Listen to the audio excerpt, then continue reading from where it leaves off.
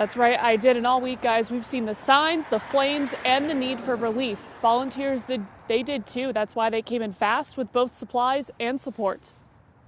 Wildfires moving through Oklahoma hot and fast this week. And it's impacted a lot of people. Turning communities and, I believe, over 300,000 acres of farmland into ash.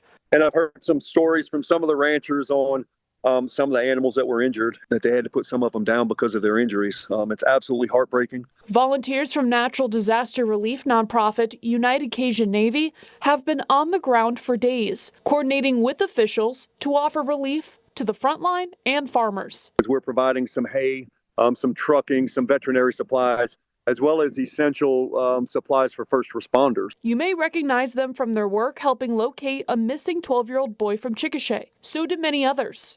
We were recognized, we were thanked. But the one thing we want to do is make sure that these emergency managers understand who we are as an organization and what we bring to bear, and how we can be a force multiplier. Long term, they hope to become an organization Oklahoma can count on in times of need. We go where we're needed, and we do it with a smile. No questions asked. The organization says they'll be in Oklahoma as long as they are needed. If you'd like to help with the relief efforts, you can head to KOCO.com for information on how you could donate supplies or dollars. And if that's not in the cards, guys, they say prayers and kind thoughts do just as much work. Reporting live, Livia Hickey, KOCO 5 News.